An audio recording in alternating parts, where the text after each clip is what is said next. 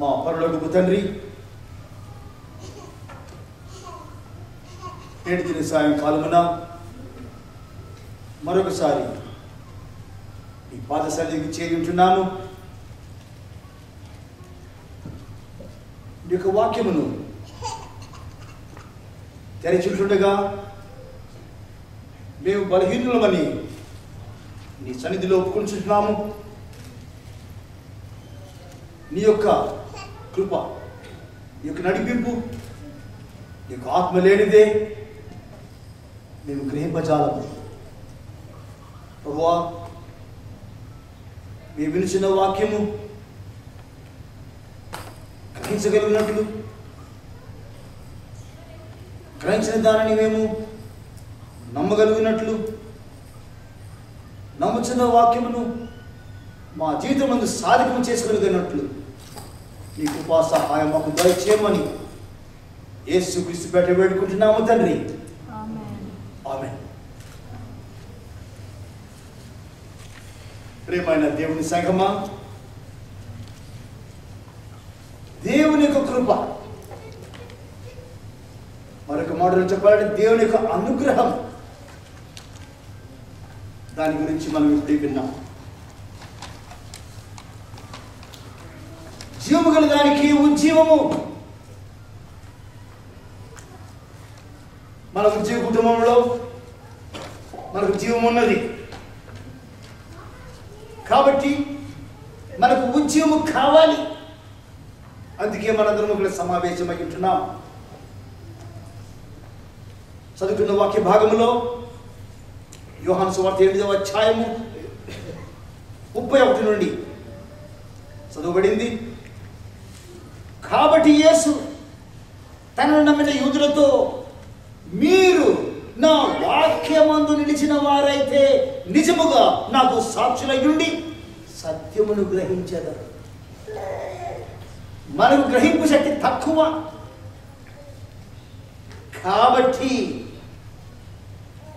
గ్రహింపు శక్తి కావాలనగా ఆయన వాక్యమందు నిలిచి ఉండవలెను. ప్రభువు యేసుక్రీస్తు ఏమి చెప్పినను మనకు ఒక షరతు పెడతాడు. మన బలహీనత ఏంటంటే ఆ షరతు మనకు వద్దు, కానీ దీవెన మాత్రం కావాలి. ప్రభు ఏమంటున్నాడు? షరతును పాటిస్తేనే మీకు దీవెన. మనకు అన్ని షార్ట్ కట్ కావాలి. షరతు మేము పాటించదు, కానీ నీ దీవెన నాకు కుదరదు.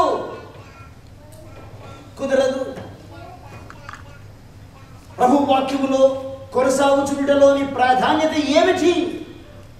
అదే క్రీస్తునందలి శిష్యత జీవిత భాగ్యము. అది భాగ్యం అండి, బాధ్యతతో కూడిన భాగ్యం. శిష్యులుగా ఉండుట, వాక్యాన్ని చదువుచు దానికి విధేయులై ఉండుట అనే అర్థము. చదువుకుంటూ పోవడం కాదు. వాచ్ సర్వీస్ అయిపోయిన వెంటనే కొత్త సంవత్సరంలో రోజుకు 3 అధ్యాయాలు చదువుతాను, ఆదివారం 5 అధ్యాయాలు చదువుతాను, సంవత్సరంలో ముగించేస్తాను అనుకుంటాము. కానీ ఫిబ్రవరి మాసం వచ్చినప్పటికీ, మే నెల వచ్చినప్పటికీ ఇంకా నిర్గమకాండ. అందరి అనుభవం అండి, అందరి అనుభవము. కానీ వాక్యము చదివితే దానికి విధేయులై ఉండాలి. ఎందుకు? ఆయన వాక్యమే సత్యము.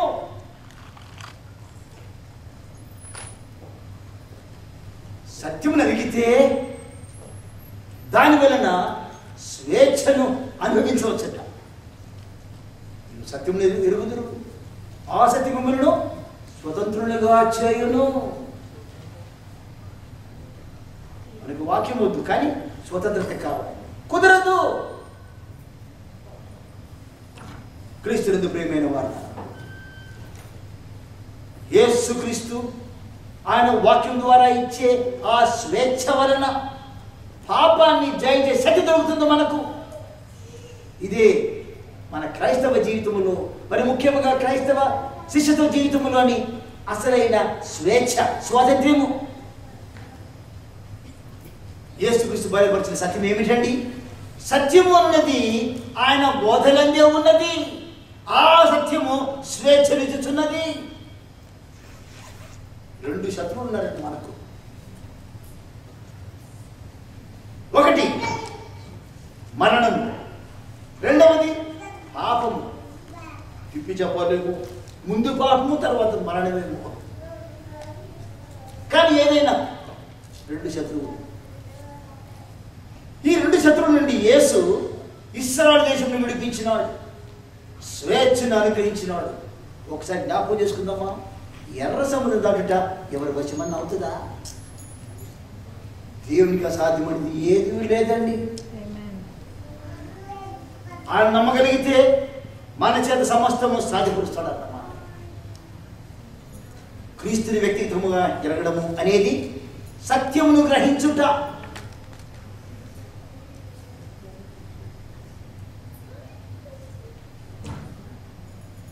క్రీస్తునందు శాశ్వత జీవిత ప్రారంభము కొనసాగింపుతో మొదలుపెట్టామండి. మన యొక్క ఉద్యోగ కుటుంబాల ముఖ్యాంశం క్రైస్ట్ డిసైపుల్స్ టుడే. క్రీస్తు యొక్క నేటి శిష్యత్వము 4 మెట్లు ఎక్కాం. క్రీస్తు కొరకు ఫలించుట, క్రీస్తు కొరకు ఒకరిని తెచ్చుట, క్రీస్తు సువార్తను ప్రకటించుట, క్రీస్తు నడిచినట్లు ఒకరికి సహాయం చేయుట. ఇంకా 4 మెట్లు ఉన్నాయి. ఆ 4 మెట్లు ఈరోజు రేపటి లోపల అయిపోయి ఎక్కేస్తామండి. 5వ మెట్టు క్రీస్తుతో జయకరముగా జీవించుట. అనగా క్రీస్తు లేని జీవితం ఉందండి. దాన్ని వివరించనక్కర్లేదు కదా. కానీ క్రీస్తుతో జయకరముగా జీవించడం ఏమిటి? క్రీస్తునందు ఉండగలిగితే ఆ విధంగా ఉండిన వారికి 3 పేర్లు ఉన్నాయండి. అది గొప్ప విషయం. నా తలుపులు కాదండి, వాక్యములో ఉంది. మత్తయి సువార్త 5:9, రోమపత్రిక 8:17, హెబ్రీ 1:14. మత్తయి సువార్త 5:9, రోమపత్రిక 8:17, హెబ్రీ 1:14. క్రీస్తునందు వారట దేవుని సంతానము ఒక పేరు. క్రీస్తునందు వారట దేవుని వారసులు రెండవ పేరు. క్రీస్తునందు వారట దేవుని సేవకులు మూడవ పేరు. ఈ 3 పేర్లు మనకు వర్తిస్తున్నావా? ఈ 3 పేర్లకు మనం అర్హులమా అని ప్రతిరోజు మనం పరీక్షించుకోవాలి. మనం సరిచేసుకోవాలి. ఒకవేళ అవునండి కష్టపడి క్రీస్తు కొరకు జీవిస్తాను అని అనుకోగలిగితే మరొక గొప్ప దీవెనండి. ఏమిటి? వారట ఎవరు? వారు క్రీస్తు దేవుని సంతానము, దేవుని వారసులు, దేవుని సేవకులు. ఒకే వ్యక్తి కదా. అటువంటి వ్యక్తట క్రీస్తునందు వారందరూ పరిశుద్ధులట. పరిశుద్ధులట. ఈ మాట వర్తిస్తుందా మనకు? పాతవి గతించను, సమస్తం కొత్త వాయులు. కాబట్టి తప్పకుండా పరిశుద్ధత మనలో ఉన్నది. అంతే. వీరు క్రీస్తునందు పరిశుద్ధులు. వీరు క్రీస్తు యొక్క మనస్సు కలవారు. నా మాటలు కాదండి. ఫిలిప్పీ పత్రిక 1వ అధ్యాయము 1వ వచనం. క్రీస్తునందు పరిశుద్ధులు. వీరు క్రీస్తు యొక్క మనసు గలవారు. ఫిలిప్పీ పత్రిక 2:5. వీరికి క్రీస్తునందుని ఆనందము ఉన్నది. ఫిలిప్పీ పత్రిక 3వ అధ్యాయము 3వ వచనం. వీరు క్రీస్తు చేత పట్టబడిన వారు. ఫిలిప్పీ పత్రిక 3:12. వీరు క్రీస్తు యొక్క ఉన్నత పిలుపును పొందినవారు. ఫిలిప్పీ పత్రిక 3వ అధ్యాయం 14వ వచనం. వీరు క్రీస్తు వలన దేవుని సమాధానము పొందినవారు. ఫిలిప్పీ పత్రిక 4:7 వీరి యొక్క ప్రతి ఒక్క అవసరతను క్రీస్తే తీర్చున్నాడు. ఫిలిప్పీ పత్రిక 4:19 ఒకసారి మరలా చెప్తానండి. దేవుని సంతానము, దేవుని వారసులు, దేవుని సేవకులు, వీరు పరిశుద్ధులు క్రీస్తునందు. వీరికి క్రీస్తు యొక్క మనస్సు ఉన్నది. ఫిలిప్పీ పత్రిక 1:2, ఫిలిప్పీ 2:5 వీరికి క్రీస్తునందలి ఆనందము ఉన్నది. ఫిలిప్పీ 3:3 వీరు క్రీస్తు చేత పట్టబడిన వారు. ఫిలిప్పీ పత్రిక 3:12 వీరు క్రీస్తు యొక్క ఉన్నత పిలుపును పొందినవారు. ఫిలిప్పీ పత్రిక 3:14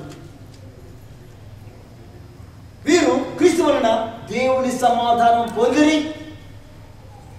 ఫిలిప్పీ పత్రిక 4:7 వీరి యొక్క ప్రతి ఒక్క అవసరతను యేసుక్రీస్తు తీర్చుచున్నాడు. ఫిలిప్పీ పత్రిక 4:19 క్రీస్తు యొక్క శిష్యత్వం సులభమైంది కాదండి. క్రీస్తుని వెంబడించాలంటే కొంత ఖర్చు ఉన్నదండి. ఆ ఖర్చుని చెల్లించాల్సింది. దాన్ని ఏమంటారంటే శిష్యుని సిలువ. శిష్యుని సిలువ, యేసుక్రీస్తు యొక్క శిష్యుని సిలువ.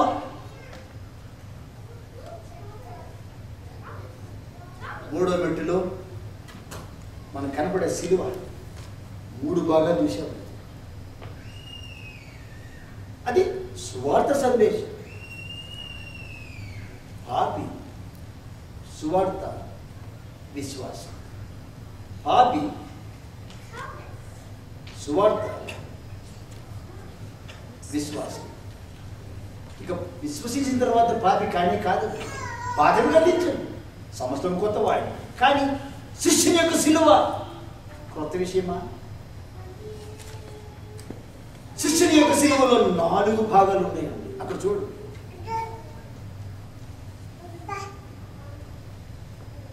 నాలుగు భాగాలు ఏంటంటే కుడి, ఎడమ, పైన, క్రింద. ఆ మధ్యలో 2 కోయిలు కలిసే స్థానం యేసుక్రీస్తు. శిష్యుని యొక్క హృదయ కేంద్రం అన్నమాట. శిష్యుని యొక్క హృదయ కేంద్రము. ఆ హృదయ కేంద్రములో శిష్యురాలి హృదయములో కేంద్రముగా క్రీస్తు ఉన్నాడు. అదే శిష్యుని సిలువ. క్రీస్తు సిలువ ఆ హృదయ కేంద్రముగా క్రీస్తు ఉన్నప్పుడు ఆ విశ్వాసి ఏమంటాడు? 2:20 అంటే అర్థమేంటండి? వాక్యం తెలియని వారికి 2:20 ఏం అర్థం కాదు. శిష్యులకే తెలుసు 2:20 అంటే. కంఠపాఠం చేసినప్పుడు వాక్య భాగాలు ఎక్కువ వాక్యాలు కంఠపాఠం అయిన తర్వాత కంఠపాఠం చేసిన వారి గ్రూప్ ఉంటుంది. వారు రెఫరెన్స్ చెప్పరు.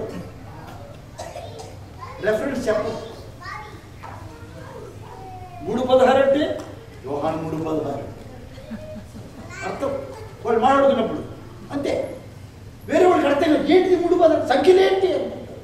నేను ఇప్పుడు 2:20 అన్నాను అంటే అర్థం గలతీ 2. శిష్యులకి అర్థమవుతుంది.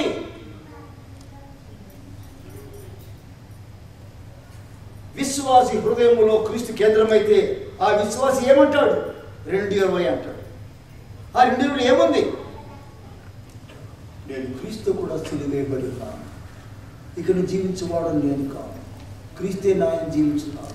నేను ఇప్పుడు శరీరం జీవించిన నా జీవితము నన్ను ప్రేమించి నా కొరకు తను తాను అప్పగించుకున్న దేవుని కుమారుని విశ్వాసం ద్వారా జీవించున్నాను.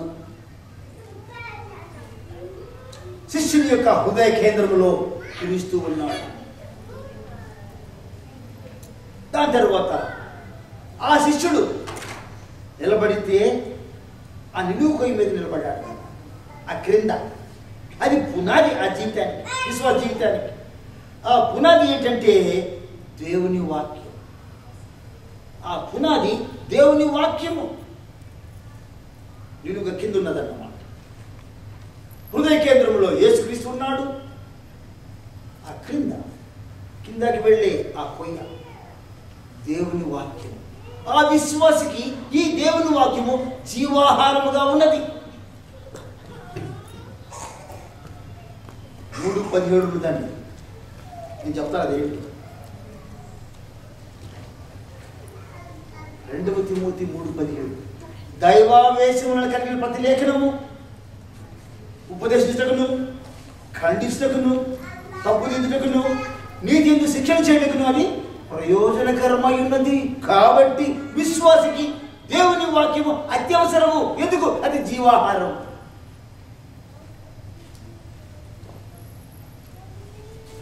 హృదయ కేంద్రంలో యేసు ఉండగలిగితే విశ్వాసికి దేవుని వాక్యము ఒక వనరు. జీవాహారం వలన విశ్వాసి బలం పొందుతున్నాడు ఆత్మీయముగా. కానీ దేవుని వాక్యమును విశ్వాసి చదువునప్పుడు దేవుడు కనపడుతున్నాడు. ఆ విశ్వాసికి జీవాహారం అందిస్తున్నాడు. విశ్వాస నేత్రంతో చూడగలిగితే ప్రభువును చూడగలుగుతున్నాడు వాక్యము. చాలా మంది విశ్వాసం లేకుండా చదువుతారండి, ఏమర్థం కాదు. కానీ విశ్వాసి నేత్రములు ప్రభువును చూచినప్పుడు బలం పొందుతున్నాడు. బలం పొందిన తర్వాత అటు పైకి చూస్తున్నాడు. పైకి చూస్తే ఆ పైన ఉన్నటువంటి భాగం అది ఏమిటి? జీవాహారము, దేవుని వాక్యము. పైన చూస్తే మనం పైకి చూస్తే అర్థం ఏంటి? ప్రార్థన చేస్తున్నాం. ప్రార్థన. ఫిలిప్పీ 4:6-7 ఏముందండి? దేనిని గురించి చింతపడు కానీ ప్రతి విషయంలోనూ ప్రార్థనా విజ్ఞాపన చేత కృతజ్ఞతాపూర్వకంగా మీ విన్నపమును దేవుని తెలియజేయడు. అప్పుడు సమస్త జ్ఞానులకు మించిన దేవుని సమాధానము మీ హృదయములకును మీ తలములకును యేసుక్రీస్తు వలన కావలియుండును. ఈ మాట గమనించారా? కావలియుండును. మనలో సిద్ధపాటు ఉండగలిగితే కాచుకుని ఉన్నవి మన వశమవుతాయి అన్నమాట. కాబట్టి వాటిని చదివినప్పుడు ప్రార్థన చేయనప్పుడు సిద్ధపాటు ఉన్నదా? దేవుని గురించి చింతపడు కానీ ప్రతి విషయంలోనూ ప్రార్థనా విజ్ఞాపన చేత మీ విన్నపలను దేవునికి తెలియజేయండి. హృదయ కేంద్రముగా విశ్వాసి ఉన్నప్పుడు, విశ్వాసి హృదయ కేంద్రముగా యేసుక్రీస్తు ఉన్నప్పుడు అది ఆత్మీయ పుట్టుక. అంటే సువార్తను నమ్మడం అన్నమాట. హృదయంలో క్రీస్తు ఉంటే క్రీస్తు ఆ విశ్వాసంతో బరువును మోస్తాడు, విశ్వాసాన్ని నడిపిస్తాడు. జీవాహారము ఏం చేస్తుంది విశ్వాసికి? ఈ వాక్యము విశ్వాసికి ఏం చేస్తుంది? విశ్వాసికి సత్యమును బోధిస్తున్నది, పాపాన్ని గద్దిస్తుంది. ఆత్మీయ కొరత ఉంటే దాన్ని సవరిస్తూ ఉన్నది. దైవిక జీవితమునకు శిక్షణ ఇచ్చున్నది అన్నమాట. కానీ పైకి చూసినప్పుడు ఏం జరుగుతుంది? ప్రార్థన. దేవుని సమాధానము చేకూర్చినదే ప్రార్థన. ఒకరి జీవితంలో ప్రార్థన లేకపోతే ఉన్నది ఏంటంటే మనోవేదన. చాలా మంది ప్రార్థన చేసుకోరు.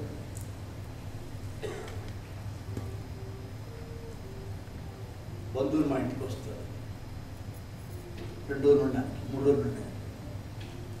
నేను పాస్టర్ గారు కాబట్టి నా దగ్గర దిగారని భయమేమో. 1 నిమిషం కళ్ళు మూసుకోండి అంతే. మధ్యాహ్నం పూజ చేసేటప్పుడు కళ్ళు మూసుకొని కళ్ళు తెరిస్తే ప్రార్థన అయిపోయిందా?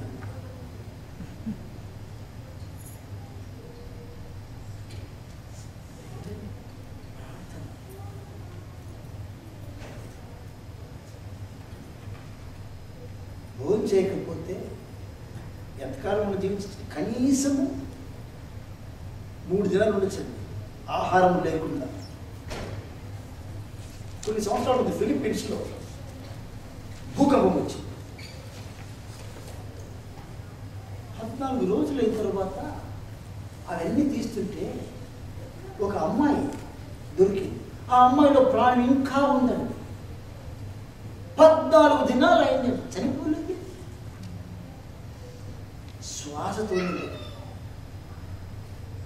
ఇది నిజంగా జరిగిన విషయం. కాబట్టి శ్వాస అనేది విశ్వాసికి ప్రార్థనతో సమానం.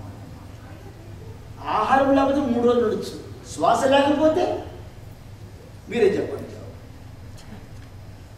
ఉండగలమా? 3 క్షణాలు ఉండగలమా? అదే రీతిగా విశ్వాసికి ప్రార్థన ఎంత అవసరమో. వాక్యమును తక్కువ చదువుకోవచ్చు, కానీ ప్రార్థన మాత్రం ఎక్కువ చేయాలి. ఆయన సన్నిధిలో ఉండాలి. సంభాషణ, it's a communion with the father in heaven. Do you have that kind of communion with the lord? హృదయ కేంద్రం క్రీస్తు, ఆ క్రింద జీవాహారము, ఆ పైన ప్రార్థన. ఇంక 2 వైపులు ఉన్నాయి. ఈ ప్రక్క తీసుకుంటే అది విధేయత. విధేయత. వాక్యము చదివాము, ప్రార్థన చేస్తున్నాం. వాక్యం చదివినప్పుడు కొంత నేర్చుకుంటున్నాం, ప్రార్థన చేసినప్పుడు పరిశుద్ధాత్మ దేవుడు ఏదో చెప్తున్నాడు, నేర్చుకుంటున్నాం. వీటి వలన ఆత్మీయ బలము కలుగుతుంది, ఆత్మీయ పుష్టి అనుభవిస్తున్నాము. ఆ పొందే బలాన్ని ఖర్చు చేయాలి. ఏ విధంగా? విధేయత చూపించాలి. విధేయత. బాగా భోజనం చేసిన తర్వాత మంచి ఆరోగ్యం, పని చేయకుండా గమ్మునుండి ఏమన్నా శరీరానికి ఏమన్నా బాగుంటుంది? పని చేయాలి. అదే రీతిగా ఆత్మీయంగా వాక్యం ఉన్నది, ప్రార్థన ఉన్నది, కానీ విధేయత లేకపోతే ఏ ప్రయోజనం? రోమపత్రిక 12వ అధ్యాయం మొదటి వచనం. రోమపత్రిక 12వ అధ్యాయం మొదటి వచనం. కాబట్టి సహోదరులారా, పరిశుద్ధమును దేవునికి అనుకూలమైన సజీవ యాగముగా మీ శరీరమును సమర్పించుకోండి. దేవుని వాత్సల్యతను బట్టి మిమ్మల్ని బ్రతిమాలుకొనుచున్నాను. ఇట్టి సేవ మీకు యుక్తమైనది. క్రీస్తునందు విశ్వాసి, క్రీస్తును వెంబడించే శిష్యుడు యుక్తమైన సేవ చేయాలి. శరీరమును సమర్పించుకోవాలి. ఏ విధంగా? సజీవ యాగముగా. క్షమించండి, ఒక మాట అంటారు. చాలా మంది రిటైర్ అయిన తర్వాత దేవుని సేవకు వస్తారు. కుదరదు.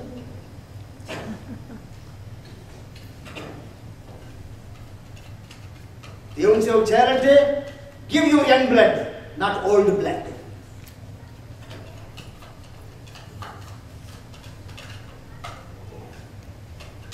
పరిశుద్ధమును దేవునికి అనుకూలమైన సజీవ యాగముగా మీ శరీరములను సమర్పించుకుని దేవుని వాసనతో మనం మీరు బ్రతిమాలుకొనుచున్నాం.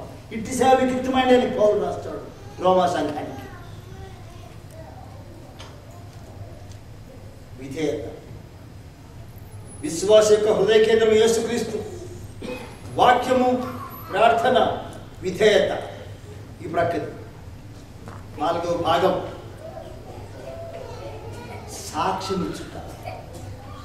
సాక్ష్యమిచ్చుట. దీని వివరణ కొన్ని నిమిషాలు చెప్తాను. ఇది ఎటువంటి సాక్ష్యము? క్రీస్తుని గురించిన సాక్ష్యము. రోమపత్రిక 1:16. రోమపత్రిక 1:16. నేను సువార్తల గురించి సిగ్గుపడేవాడను కాను, ఏలైనగా నమ్ము ప్రతి వానికి అది రక్షణ కలుగుచేందుకు దేవుని శక్తి ఉన్నది.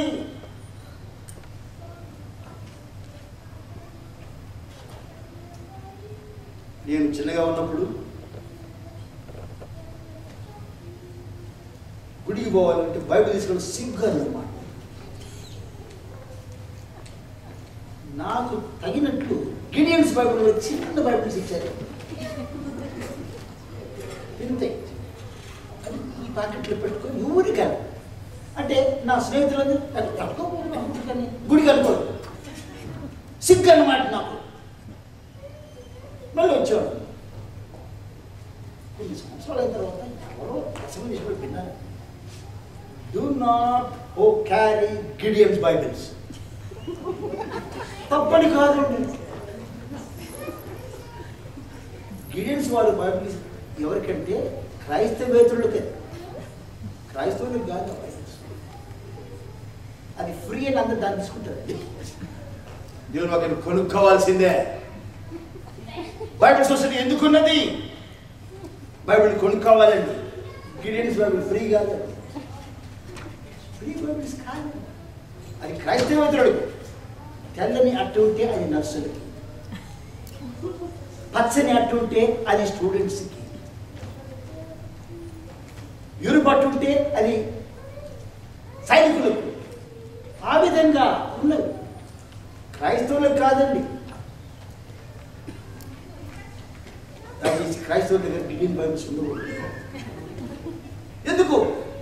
నీ దగ్గర బైబిల్ ఉంటే ఎవరో క్రైస్తవేతరుడికి అది పోవాల్సిందన్నమాట, పోకుండా ఆపేశారు. మాకు బుద్ధి వచ్చింది. ఒక పాస్టర్ గారు ఈ వాక్యం గురించి రోమా 1:16, నేను సువార్తల గురించి సిగ్గుపడేవాడిని కాను. గుండిపోతే బైబిల్ పట్టుకెళ్ళండి అనుకుంటారని నాకు సిగ్గైంది. పెద్ద బైబిల్ కొనుక్కుని దాన్ని పట్టుకెళ్ళి అప్పటి నుంచి నేను దీవెన అనుభవించాను. ప్రియమైన మాట,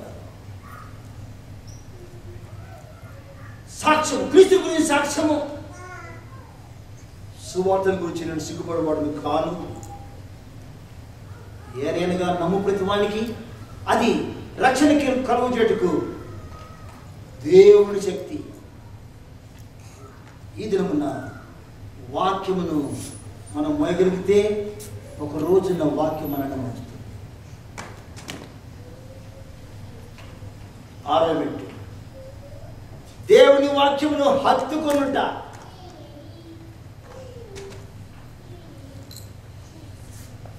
holding God's word with firm grip. ఊరకు పట్టుకుపోయి కదా, ఊరకు పట్టుకెళ్తే చేయి తగ్గితే బైబిల్ కింద పడిపోతుంది. కాదు, గట్టిని పట్టు, చేతి పట్టు కాదు, హృదయ పట్టు. వాక్యము పట్టుకున్న వారిని వాక్యము పట్టుకొనుచున్నది. వాక్యమును తృణీకరించే వారిని వాక్యము దీవించుచున్నది. వాక్యం అన్నది క్రైస్తవ జీవిత కొలమాని. తప్పులు, సత్యములు, వెలుగు చీకటులు వాక్యము చూపుచున్నది. ఎంత అవసరం మనకు, ముఖ్యంగా శిష్యత జీవితంలో ఉన్న వారికి గొప్ప అవసరం. కాబట్టి యాకోబు రాస్తాడు, యాకోబు పత్రిక 1:2 వాక్య ప్రకారము ప్రవర్తించుడి. ముఖ్యంగా శిష్యులకు, శిష్యురాలకు అత్యవసరమైన సలహా.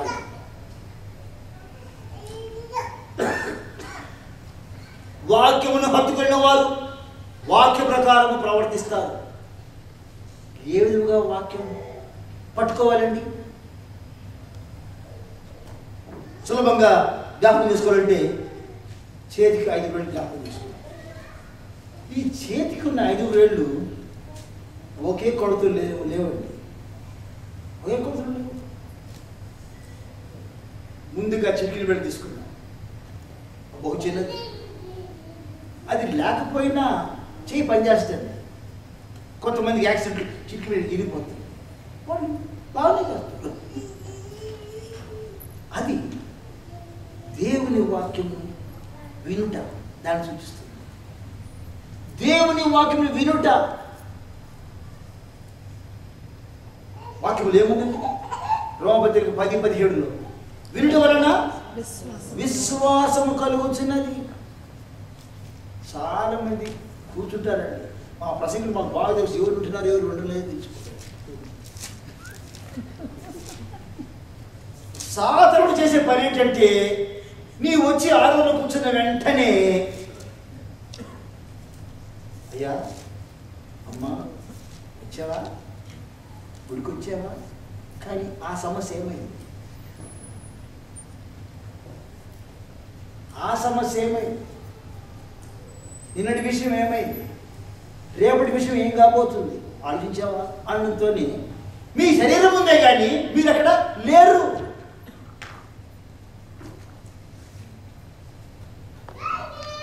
వినకుండా వెళ్ళిపోతారు, వినకుండా వెళ్ళిపోతారు. గుడికి వెళ్ళినట్టు సంతృప్తి అంతే, కానీ వాక్యం వినలేదే. వినడం వలన విశ్వాసం కలుగుతుంది. సాధారణంగా ఒక పుస్తకం ఉందండి బైబిల్లో, సాధారణంగా దాన్ని మనం చదవమండి. అది చిన్న పుస్తకం, అది ఎందుకు చదవమో, హగ్గై హగ్గై అనే పుస్తకం. హగ్గై అనే పుస్తకంలో మొదటి అధ్యాయం 12వ వాక్యం ఈ విధంగా ఉంది. ఏంటంటే, వాక్యము తెలియజేసిన వార్త విని, వాక్యము తెలియజేసిన వార్త విని యెహోవా యందు భయభక్తులు పూనిరి. దేవుడిని భయభక్తులు ఎప్పుడు వస్తుందండి? వాక్యము వింటే. సరే, ఏదన్నా విషయం వింటే ఒక రోజు అయిన తర్వాత విన్న విషయంలో ఎంత జ్ఞాపకం ఉంటుందండి? కనీసము 5% జ్ఞాపకం ఉంటుంది, ఇదంతా మర్చిపోతాం. కాబట్టి వినడం మాత్రం చాలదు. రెండవది, ఉంగరపు బ్రేక్, చదువుచుంట, చదువుచుంట, అది అనుదినం చేయవలసిన పని అన్నమాట. వాక్యమును చదువువాడును దానిని గైకుని వారును ధన్యులు. ప్రకటన గ్రంథము 1వ అధ్యాయం 3వ వాక్యంలో ఉన్నది. వాక్యము చదువువాడును గైకుని వారును ధన్యులు. దేనిని చదువుట్లో ఆసక్తి ఉన్నదండి?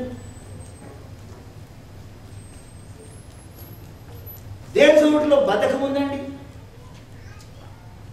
క్షమించండి, ఇంకో మాట చెప్తాను.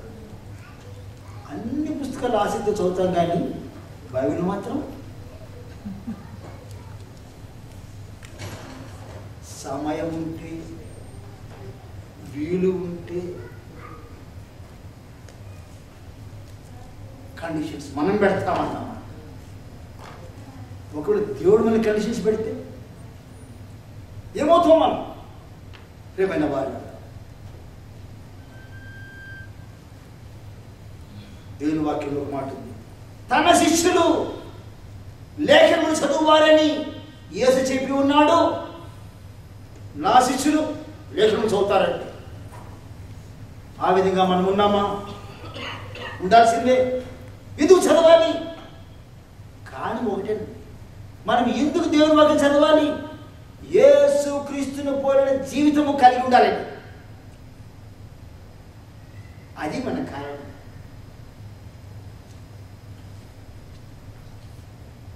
పొద్దున్న చెప్పాను కదండి, దేవుని వాక్యం చదవాలంటే యోహాను సువార్తతో ప్రారంభం చేయాలి, ప్రకటన వరకు వెళ్ళిపోవాలి, మళ్ళీ వెనక్కి రావాలి, ఆదికాండం నుంచి రావాలి, లూకా సువార్త చదవాలి. అప్పుడు ఒక రౌండ్ అన్నమాట. మనము ఇక్కడ నుండి మన దేశానికి వెళ్ళాలంటే 2 మార్గాలు ఉంటాయి. ఒకటి పసిఫిక్ మీదకి వెళ్ళచ్చు, మరొకటి అట్లాంటిక్ మీదకి వెళ్ళచ్చు. అదొక రౌండ్ అన్నమాట.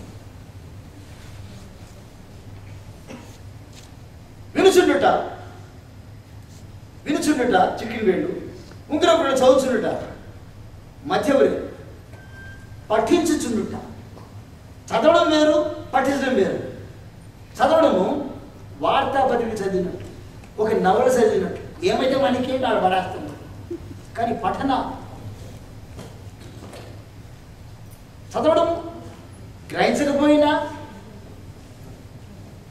పర్వాలేదు, పఠన గ్రహించినట్లు చదవాలి. దేవుడు లోకమును ఎంతో ప్రేమించను, అని చదువుతాం కదండి. దేవుడు అర్థమైపోయింది, లోకమును అర్థమైపోయింది, ప్రేమించిన అర్థమైపోయింది.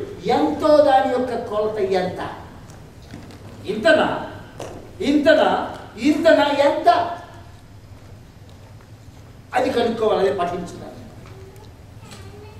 ప్రతిదినము వేరే సంఘస్థులు లేఖనులను పరిశోధించిరి. అపోస్తలుల కార్యములు 17:11. దేవుని వాక్యం పఠిస్తేనట పఠించువారు ఘనపరచబడుదురు, పఠించని వారు పొరబడుచుందురు.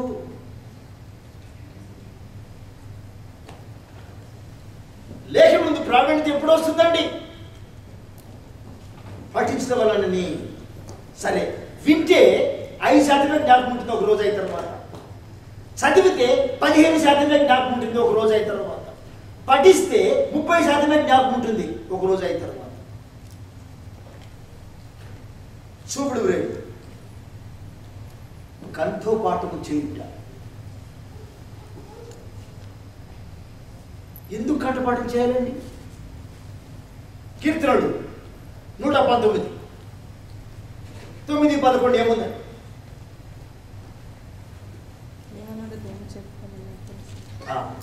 నీ ఎదుట నేను పాపము చేయకూడనట్లు నీ వాక్యమును నా హృదయంలో దాచుకొని ఉన్నాను. అదే అన్న, అదే మన బంగారు వాక్యాలు సండే స్కూల్లో.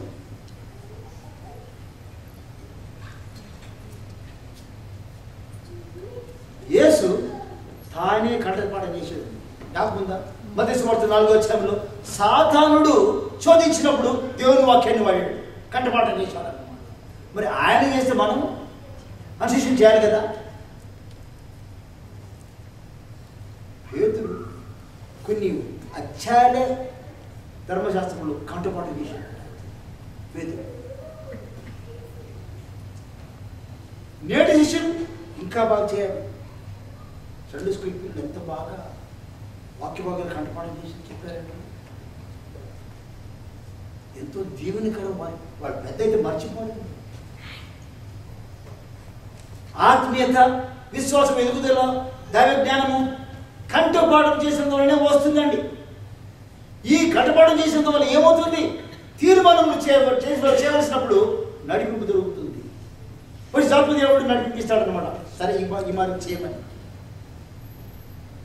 సరే, వింటే ఒక రోజు అయిన తర్వాత 5% జ్ఞాపకం ఉంటుంది, చదివితే 15% జ్ఞాపకం ఉంటుంది, పఠిస్తే 30% జ్ఞాపకం ఉంటుంది. కంఠపాఠం చేస్తే ఎంత జ్ఞాపకం ఉండొచ్చండి? అప్రాక్సిమేట్లీ గెస్ ఎంత జ్ఞాపకం ఉండొచ్చు?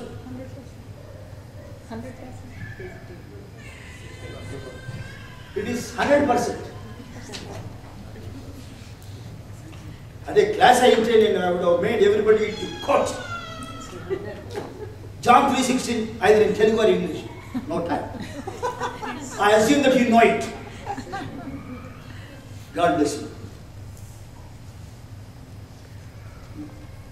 What an amazing. ఏమిటది? ధ్యానించుట, వినుట, చదువుట, పఠించుట, కంఠపాఠం చేయుట, ధ్యానించుట. మనం అందరం ఇండియాకి సంబంధించాం కాబట్టి ధ్యానం అంటే ఇల్లు వాటిని వదిలిపెట్టాలి, చాలా దూరం వెళ్ళిపోవాలి. అటు కొండ మీదకో అటు చెట్టు కిందకి వెళ్ళిపోవాలి, ఒంటరిగా ఉండి. కానే కాదండి, క్రైస్తవ శిష్యత జీవితంలో ఎవరింట్లో వాళ్ళే ఉండాలి, ఇంట్లోనే ఉండాలి. కానీ ఎక్కడో ఒక మూల ఎవరు కూడా కదలని చోట ఉన్నారు. బైబిల్, కీర్తన పుస్తకం తీసుకోవాలండి. ఈ రెండే. కీర్తన పుస్తకం ఎందుకంటే పాడడానికి కాదండి, అటు తిరగడంతో ఏదో పాట వస్తుంది. నువ్వు పాడినక్కర్లేదు, నీకు రాదు, తెలియనక్కర్లేదు, కానీ చదవాలి. భక్తులు రాసిన పాటలు వారి అనుభవం అన్నమాట. ఇందాక పాట పాడింది, సమానులు ఎవరు ప్రభు, మీ సమానులు ఎవరు? చెట్టు భానుమూర్తిగా రాసు ఆయన. అది చదివితే నీతో సమానం. అవును కదా? మౌనంగా ఉంది. పరిశుద్ధాత్మ దేవుడు చెవులు చెప్తాడు. అది ధ్యానం అన్నమాట. ఇంట్లోనే ఉండాలి. అది గంటల తరబడి కాదండి. రోజుకు 10 నిమిషాలు మాత్రమే, అంతే. ఆ రోజు ఆ 10 నిమిషాల్లో పరిశుద్ధాత్మ దేవుడు ఏమి చెప్పాడో అది మాత్రం రాసి పెట్టుకోవాలి. ఒక సెంటెన్స్, రోజుకు ఒక సెంటెన్స్ రాసుకుంటే సంవత్సరానికి 365 సెంటెన్స్. 10 సంవత్సరాలు 20 సంవత్సరాలు ముందు ఒక బుక్ రాస్తున్నారు అన్నమాట. ప్రభువాని యేసు అడిగి. కాబట్టి ధ్యానించడం వలన ఏం జరుగుతుందండి? చక్కని ప్రవర్తన. ఎందుకు? నీకు నీ దేవునికి సన్నిహిత సంబంధం ఉంది కాబట్టి. తర్వాత ఎందుకు చదవాలి? జ్ఞానం కొరకు చదవాలి వాక్యాన్ని. భద్రత కొరకు వాక్యాన్ని నమ్మాలి. వశిద్ధత కొరకు దేవుని వాక్యాన్ని ప్రయోగించాలి. కానీ ఎవరు ధ్యానిస్తారండి? దేవుని వాక్యంలో మాటలు ఇంత చదవబడింది. యోషువ గ్రంథం 1వ అధ్యాయం 8వ వచనం. చక్కని ప్రవర్తన. శ్వాస పీల్చుకున్న వారు ధ్యానించవలను. అదన్నమాట. Nobody example. వాక్యం శీలం ఏమిటండి? వాక్యం యొక్క గొప్ప స్థితి. వాక్యం హత్తుకోవాలని ఆరోపెట్టి ఆకాశమును భూమియు గతించును, కానీ నా మాటలు గతింపవు. మత్తయి సువార్త 24:35 ఏముంది? క్రీస్తు వాక్యము నిలుచుచున్నది. గొప్ప దైవజనుడు రాశాడండి. ఏమని? తరములు గతించును, దేశములు పడిపోవును, రాజులు మార్చబడుదురు, కానీ దేవుని వాక్యం నిలుచున్నది. అది చింపివేయబడినను, అది ఖండించబడినను, అది కాల్చివేయబడినను వాక్యము నిలుచుచున్నది. సందేహించబడి, విమర్శింపబడి, నాస్తికులు ఎదిరించినను వాక్యము నిలుచుచున్నది. దుండగులు ఎగతాళి చేసినను, వాక్యము తప్పుగా చెప్పబడినను వాక్యము నిలుచుచున్నది. అందుకే కీర్తనకారుడు ఏమన్నాడు? దేవుని వాక్యము మన పాదములకు దీపము మరియు మార్గదర్శి. ఆకలి ఉన్న వారికి దేవుని వాక్యము ఆహారము, దాహం కొన్న వారికి దేవుని వాక్యము నీరు, అసలు పొందిన వారికి దేవుని వాక్యము విశ్రాంతి, అన్యులకు వెలుగు, పాపులకు రక్షణ. ముఖ్యముగా క్రీస్తుని వెంబడించే శిష్యులకు, శిష్యురాండ్రకు దేవుని వాక్యము కృపను ప్రసాదించుచున్నది. దాన్ని అంగీకరించడమే నిత్య జీవనం పొందుట గొప్ప దీవెన. ప్రియమైన వారులారా, యేసుక్రీస్తు శిష్యులకు, శిష్యురాండ్రకు ఉన్న జీవితాన్ని సాక్ష్య జీవితం అంటారు. సాక్ష్య జీవితము. యేసుక్రీస్తు కొరకు సాక్ష్యం ఇచ్చేవారు క్రీస్తును చూసిన తర్వాత ఆయన ఏ విధంగా ఉన్నాడో ఆయన గురించి ఇతరులకు చెప్పడమే సాక్ష్యం ఇచ్చుట. నా మాటలు కాదండి. అపోస్తలుల కార్యములు 22వ అధ్యాయము 15వ వాక్యం. నీవు కన్న వాటిని గురించి, విన్న వాటిని గురించి సకల మనుషులు ఎదుట ఆయన గురించి సాక్షివై ఉందువు అని యేసుక్రీస్తు ప్రభువు పౌలుకు చెప్పినాడు. నేడు మనము శిష్యులము, శిష్యురాండ్రము, మనకు కూడా అదే వర్తిస్తుంది అన్నమాట. క్రీస్తును చూసిన తర్వాత ఆయన వలన పరివర్తనను పొందుతున్నామన్నమాట. ఆ పరివర్తన ఇద్దరు చూసినప్పుడు అది వారికి సాక్ష్యంగా ఉంటున్నది. మనం నోడు చెప్పనక్కర్లేదండి, మన జీవితమే సాక్ష్యము.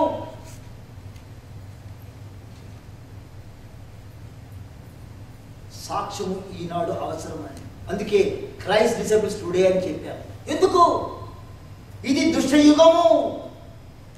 ఈ యుగములో క్రీస్తును పోలిన జీవితము ఒక సాక్ష్యముగా ఉంటున్నది.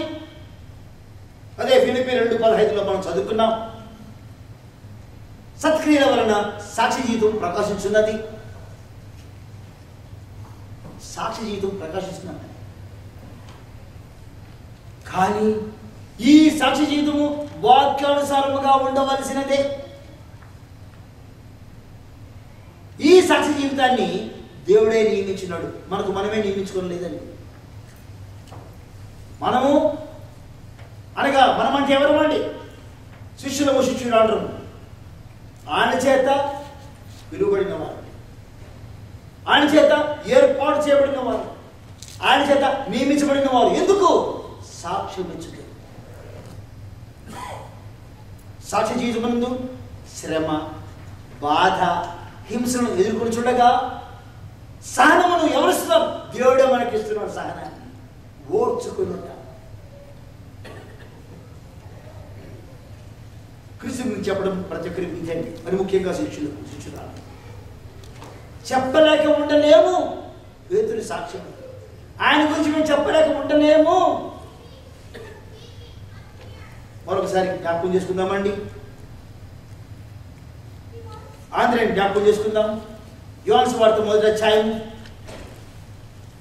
40 నుంచి 42 వరకు చూడగలిగితే, యోహాను మాట విని ఆయన వెంబడించిన ఇద్దరిలో ఒకడు సీమోను పేతురు యొక్క సహోదరుని ఆంద్రయ. ఇతడు మొదట తన సహోదరుని సీమోనును చూచి మేము మెస్సియాను కనుగొంటామని అతనితో చెప్పి యేసునందుకు అతని తోడుకుని వచ్చాను.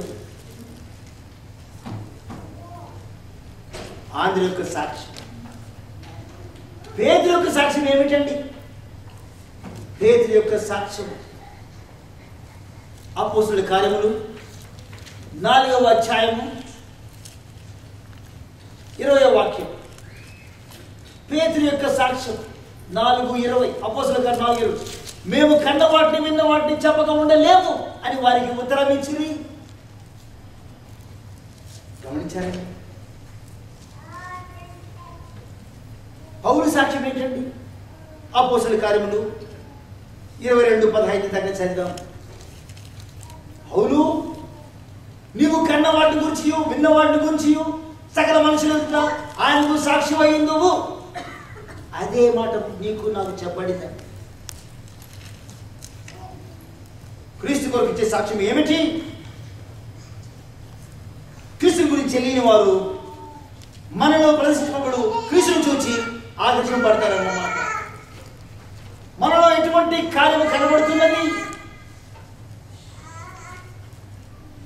యేసు క్రీస్తు గురించిన కార్యం కనబడగలిగితే అది సాక్ష్యముగా ఉంటున్నది. వారి సాక్ష్యం ఏమిటి? ఇందాక పాడిన పాట, once I was blind but now I see. Amazing grace, how sweet the sound that saved a wretch like me.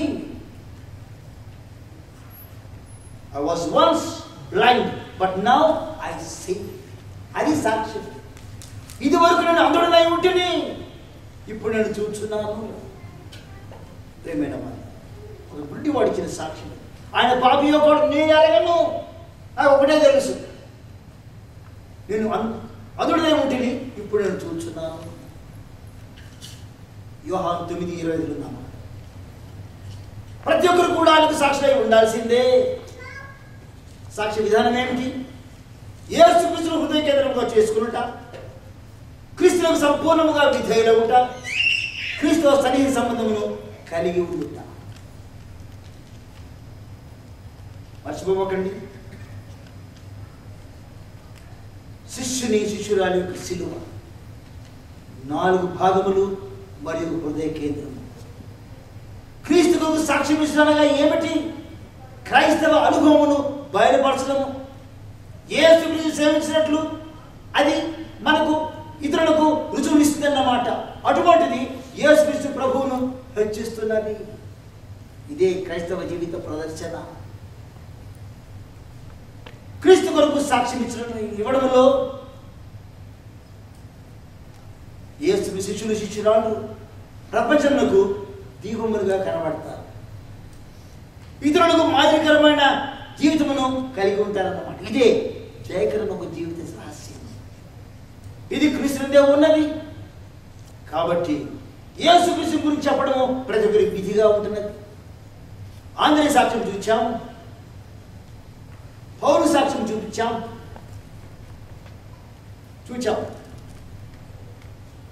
ఒక్కసారి 16వ అధ్యాయంకి వెళ్ళిపోదామండి. అపోస్తుల కార్యములు. అక్కడ పౌలు సాక్ష్యం చాలా గొప్పది. 16వ అధ్యాయం. పౌలు యొక్క సాక్షి జీవితం వలన, యేసుక్రీస్తు కొరకు సాక్ష్యం ఇచ్చడం వలన, నేను చదవనండి, దాని గురించి చెప్తాను. 3 వ్యక్తులు పౌలు యొక్క సాక్ష్య జీవితం వలన యేసుక్రీస్తు కొరకు ఆకర్షించబడ్డారు. ఒకరు ధనికులు, వ్యాపారస్తురాలైన ఒక స్త్రీ, ఆమె పేరు లూదియా.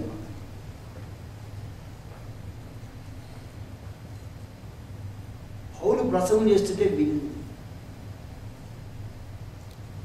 అయ్యా మా దగ్గరకు వచ్చేందుకు వాక్యం చెప్పకూడదు అని ఆహ్వానించింది. వాక్యం చెప్తే ఆ లూదియమ్మ ధనికురాలు, వ్యాపారస్తురాలు, ఎందుకు ఆమె కూడా కావాలి. క్రీస్తును అంగీకరించిన తర్వాత ఐరోపా ఖండంలో మొట్టమొదటి క్రైస్తవ సంఘము ఆమె గృహము. తన గృహం యొక్క తలుపులు తెరచినది వాక్యము వెళ్ళిపోవడానికి. పౌలు యొక్క సాక్ష్యం వలన వ్యాపారస్తురాలు స్త్రీ లూదియా. రెండవది పిచ్చి బాలిక. పౌలుసీలు నడిచిపోతుంటే వీధిలో ఈ పిచ్చి పిల్ల ఎట్లా తెలుసుకుందో.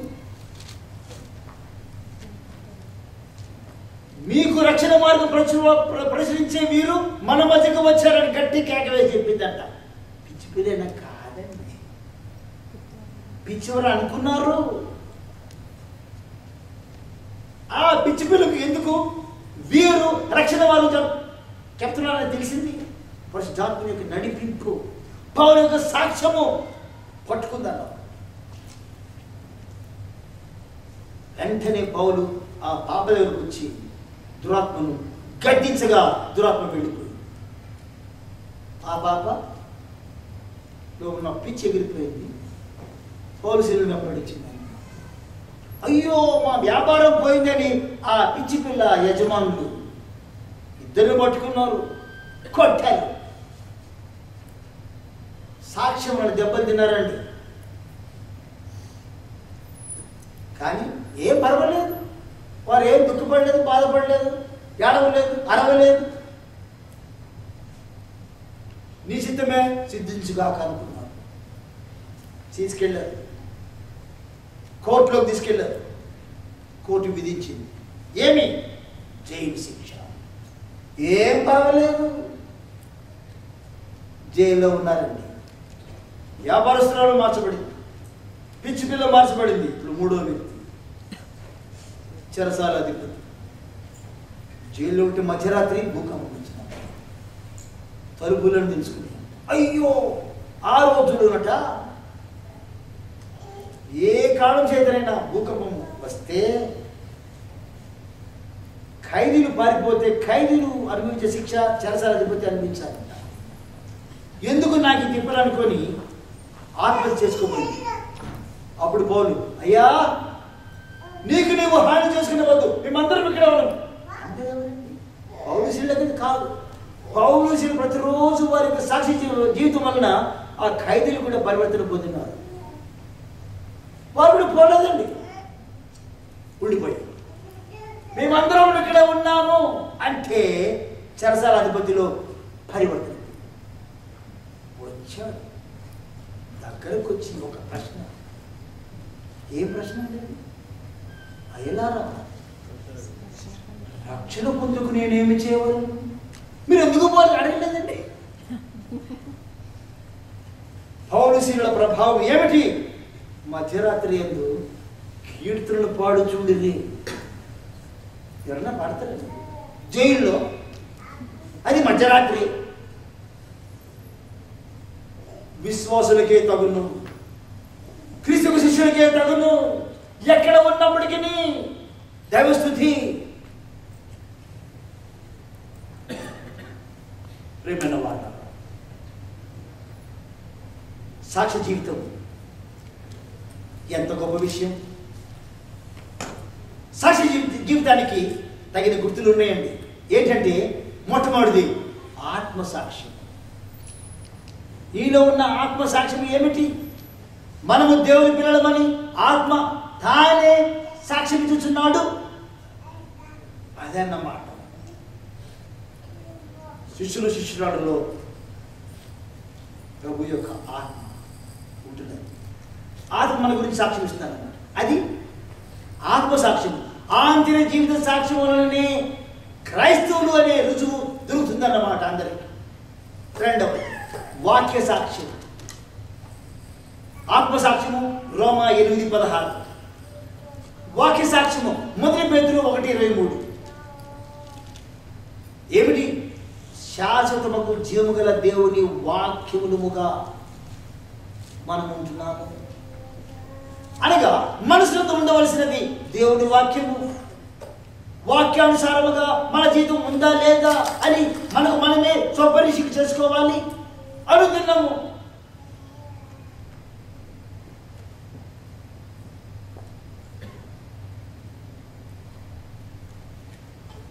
మూడవ జీవిత సాక్ష్యం.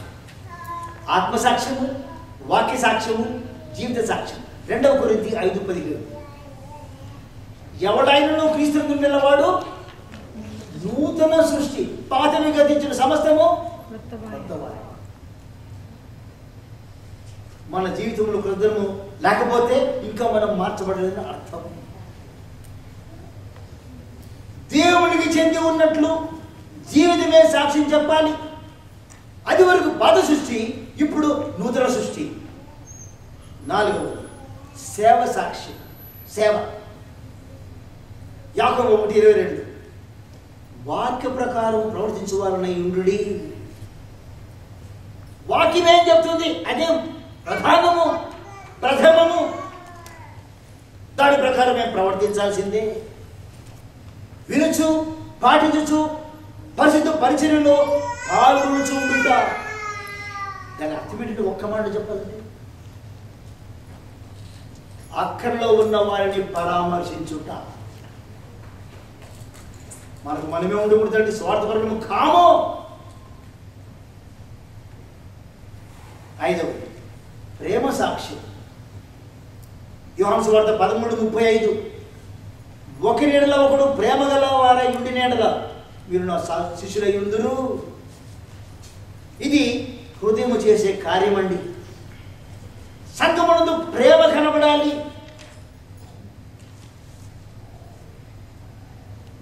6 నోటి సాక్ష్యం. 1 యోహాను 4:15. యేసు దేవుని కుమారుని ఎవడు ఒప్పుకొనునో వానిలో దేవుడు నిలిచి ఉన్నాడు. కాబట్టి నోటి సాక్ష్యం ఏమిటి? హృదయము మరియు ఆత్మీయ సాక్ష్యము నోటితో పలుకుబడుతున్నట్ట. ఈ నోరు ఏం పలుకుతుందండి? చాలా జాగ్రత్తగా ఉండాలండి. సమయం లేదు కానీ 4 గురించి ఒక గంట సేపు చెప్పగలను. 4 ఈసారి వచ్చినప్పుడు చెప్తాను. సాక్షి జీవితం. యోహాను సువార్త 3వ అధ్యాయం చూడండి దయచేసి. యోహాను సువార్త 3వ అధ్యాయం కొన్ని మాటలు మాత్రం చూద్దాం. 3వ అధ్యాయము 22వ వాక్యం. అటు తర్వాత యేసు తన శిష్యులతో కూడా యూదా దేశంలోకి వచ్చి అక్కడ వాడితో కాలం గడుపుచు బాప్తిస్మిచ్చుడును. సలీము దగ్గర ఉన్న 5 స్థలంలో నీళ్లు విస్తారముగా ఉంటుంది కనుక యోహాను కూడా అక్కడ బాప్తిస్మిచ్చు ఉండెను. జనులు వచ్చి బాప్తిసం పొందిరి. యోహాను ఇంకనూ చెరసాలలో వేయబడి ఉండలేదు. శుద్ధీకరణ ఆచారముల గురించి యోహాను శిష్యులకు ఒక యూదునితో వివాదం పుట్టిన కనుక వారు యోహాను వద్దకు వచ్చి, బోధకుడా, ఎవడు యోర్దానుకు అవతల నీతో కూడా ఉండను, నీవు ఎవరి గురించి సాక్ష్యం ఇచ్చితావో ఇదిగో ఆయన బాప్తిసం ఇచ్చినాడు, అందరూ ఆయన ఎందుకు వచ్చినారని ఆయనతో చెప్పి, అందుకు బాప్తిసం యోహాను ఇట్లనేను, తనకు పరలోకము నుండి అనుగ్రహింపబడితేనే కానీ ఎవడు ఏమీ పొందనేరడు. నేను క్రీస్తును కాను అని ఆయనకంటే ముందుగా పంపబడను నేనే అని చెప్పినట్టు మీరే నాకు సాక్షులు. పెళ్లి కుమార్తె గలవాడు పెళ్లి కుమారుడు అయితే నిలబడి పెళ్లి కుమారుని స్వరం విని స్నేహితులు ఆ పెళ్లి కుమారుని స్వరం విని మిక్కిని సంతోషించు. ఈ నా సంతోషం పరిపూర్ణమై ఉన్నది. ఆయన హెచ్చించవలసి ఉన్నది, నేను తగ్గవలసి ఉన్నది. అది బాప్తిస్మిచ్చి యోహాను ఇచ్చిన సాక్షి.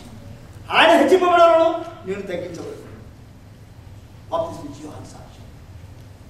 ఒక మంచి మాట అన్నాడు. ఉన్నది ఏమని ఉన్నది? ఇదిగో లోక పాపను మోసుకొని పోవు దేవుని గొర్రె పిల్ల. ఆయన నాకంటే ప్రముఖుడు, ఈయనే దేవుని కుమారుడు. ఆయన నేను తెలుసుకుని సాక్ష్యం ఇచ్చినట్టు బాప్తిస్మిచ్చి యోహాను. నేడు మనము ఆధునికముగా బాప్తిస్మిచ్చి యోహానమలము. క్రీస్తు కొరకు సాక్ష్యం ఇవ్వాల్సిందే.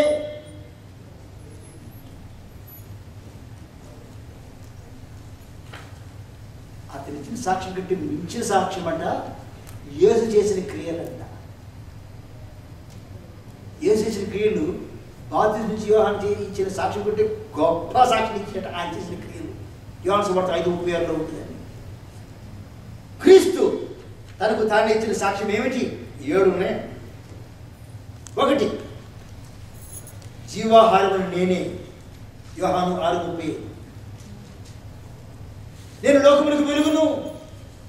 యోహాను 8:12. గొర్రెలు పోవు ద్వారములు నేనే. యోహాను 10:7-9. నేను మంచి కాపరిని. యోహాను 10:11-14. పునరుత్థానమును జీవమును నేనే. యోహాను 11:25. నేనే మార్గము సత్యము జీవమును. యోహాను 14:6. నేను నిజమైన ద్రాక్షవల్లిని. యోహాను 15:1 మన మూల వాక్యం. ప్రియమైన వారులారా, క్రీస్తు శిష్యత్వ జీవితంలో ఎక్కవలసిన మెట్లు ఎక్కినాము. యథార్థముకు సాక్ష్యం ఏమిటి? దేవుడైతే తనకు సాక్ష్యం లేకుండా చేసుకోలేదండి. నీవు నేను ఇవ్వకపోతే ఆయన సాక్షిని వేరే వాళ్ళు ఇప్పించుకుంటాడు. ఆ సాక్ష్యం ఇచ్చే భాగ్యం మనం పోగొట్టుకుంటాం. ఆకాశముడు దేవుడి మహిమను వివరించుచున్నవి. సాక్ష్యం ఇచ్చే విధానం ఏమిటి? అదే సువార్త సందేశం.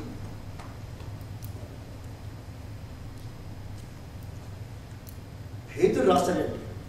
1 పేతురు 4వ అధ్యాయము 12 నుండి 14 వరకు. 1 పేతురు 4వ అధ్యాయము 12 నుండి. ప్రియులారా, మిమ్మల్ని శోధించుటకు మీకు కలుగుతున్న అగ్ని వంటి మహాశ్రమల గురించి మీకు ఏదో ఒక వింత సంభవించినట్లు ఆశ్చర్యపడకుడి. క్రీస్తు మహిమ బయలుపరచబడినప్పుడు మీరు మహానందముతో సంతోషించిన నిమిత్తము క్రీస్తు శ్రమలలో మీరు పాలువారై ఉన్నంతగా సంతోషించుడి. క్రీస్తు నామ నిమిత్తము మీరు నింద పాలైనడలా మహిమాస్వరూపి అయిన ఆత్మ అనగా దేవుని ఆత్మ మీ మీద నిలుచున్నాడు కనుక మీరు ధన్యులు.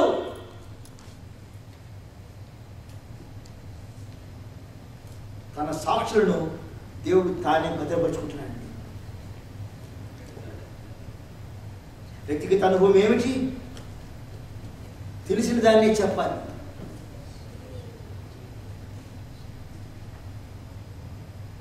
మనకు ఉండవలసిన జీవితము నిరీక్షణ జీవితం అండి. ఆ నిరీక్షణ ఏమిటి? క్రైస్తవులకు అనగా శిష్యులు అంటారు క్రీస్తు యొక్క రెండవ రాకడ. అది నిరీక్షణ. క్రీస్తు రాకడిచ్చే నిరీక్షణ ఏమిటి? అది ఉత్తేజపూర్వకమైనది, అది ప్రయోగాత్మకమైనది, అది పవిత్రపరచున్నది, అది ఆదరించినది, అది పైకెక్కించిన నిరీక్షణ. పైకి చూడాలన్నమాట.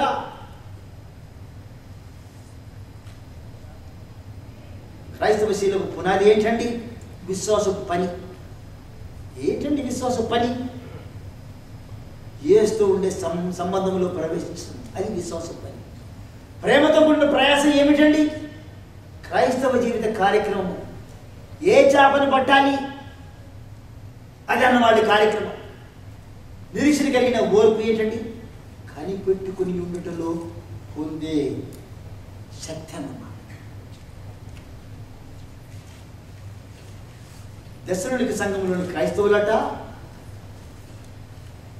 సువార్త సందేశములకు మాదిరికరమై ఉండాలట. వారి మాదిరి జీవితము ఆ ప్రాంతమంతా వ్యాపించిందట.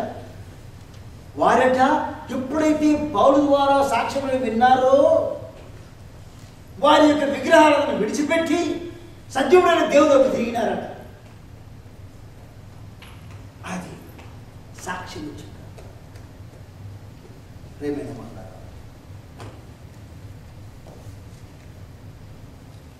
యేసుక్రీస్తు యొక్క శిష్యత్వ జీవితంలో ఎక్కవలసిన మెట్టు.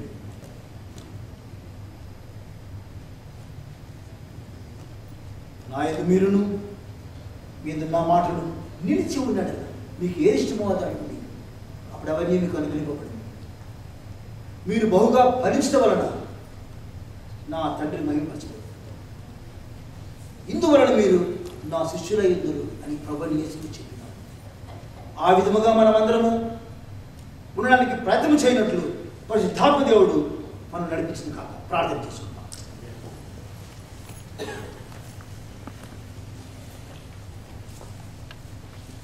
దయామయుడా మా గొప్ప తండ్రి, జీవితకు ఆధారమైన ఇక వాక్యము మాకు దయచేస్తాను. మీకు వందనాలు చెల్లిస్తున్నాం. మేము కేవలం వినువారమే మాత్రమే ఉండకుండా ఈ వాక్యానుసారంగా ప్రవర్తించిన వారమే ఉండగలుగుటకు నీ కృపను, నీ సహాయమును, నీ ఆత్మను మాపై కుమ్మరించమని యేసుక్రీస్తు పేరిట వేడుకుంటున్నాము తండ్రి. ఆమేన్.